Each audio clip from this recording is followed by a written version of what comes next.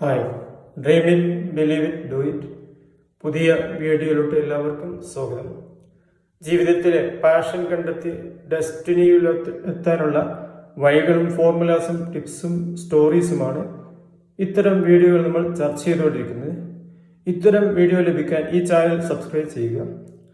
ഇന്ന് നമുക്ക് പുതിയൊരു സ്റ്റോറിയുമായി കടന്നു വരാം. ഒരു കുടുംബം കഴുതകളെ വളർത്തിയിരുന്നു.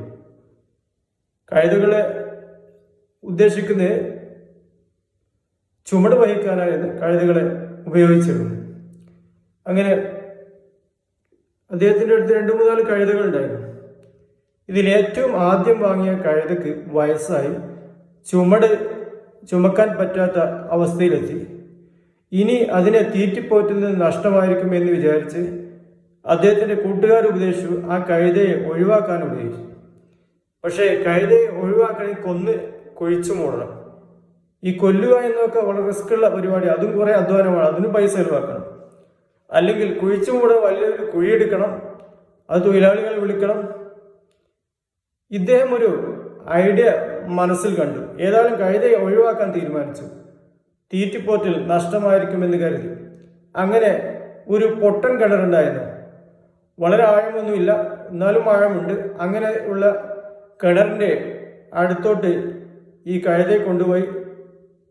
അങ്ങനെ അടുത്തെത്തിയപ്പോൾ ഈ കഴുതയെ ആ കിണറ്റിലോട്ട് തള്ളിയിട്ടു. എന്നിട്ട് ആളുകളെ മാടി വിളിച്ചു കഴുതയ്ക്ക് മുകളിൽ മണ്ണിടാൻ. കാരണം ഒരുപാട് ആളുകൾ വേണം മണ്ണിടണമെങ്കിൽ. അങ്ങനെ എല്ലാവരും ഓരോ കൊട്ടയുമായി മണ്ണ് ഈ പൊട്ടൻ കിണറ്റിലോട്ട്. കഴുത ഓരോ കൊട്ട മണ്ണും പുറത്ത് എത്തുമ്പോൾ ഒന്ന് കുടഞ്ഞ് ആ മണ്ണ് കഴുതിൻ്റെ കാൽ കീഴിലായി.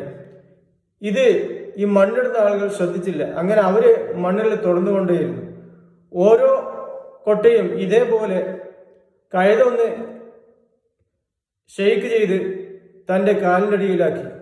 അങ്ങനെ ക്രമേണ ഈ കിണർ ഉയർന്നു വന്നു. കഴുത മണ്ണിൻ്റെ ടോപ്പിലായിരുന്നു. മണ്ണിടുന്ന ആളുകൾ ശ്രദ്ധിക്കാത്ത രീതിയിലായിരുന്നു. കുറച്ച് ഇങ്ങോട്ട് എത്തിയപ്പോൾ ചാടി കയറാൻ പറ്റുമെന്ന് തോന്നിയപ്പോൾ കഴുത പെട്ടെന്ന് ചാടി ജീവനും കൊണ്ട് കാട്ടിലേക്ക് ഓടി. എന്നിട്ട് അവിടെ സുഖമായി ജീവിച്ചു. ജീവിതത്തിൽ വരുന്ന പ്രത്യാഘാതങ്ങൾ നമ്മൾ സ്റ്റെപ്പിംഗ് സ്റ്റോണാക്കി മാറ്റണം. അല്ലെങ്കിൽ അവസരത്തിനൊത്ത് നമുക്ക് ഉയരാൻ പറ്റണം. എന്നാലേ നമുക്ക് ജീവിതത്തിൽ മുന്നേറാൻ സാധിക്കൂ എന്നാണ് ഈ സ്റ്റോറി നമ്മെ പഠിപ്പിക്കുന്നത്. ഇത്തരം സ്റ്റോറി ലഭിക്കാൻ ഈ ചാനൽ സബ്സ്ക്രൈബ് ചെയ്യുക. നമുക്ക് അടുത്തു തന്നെ പുതിയൊരു വീഡിയോ വരാം. താങ്ക്സ്.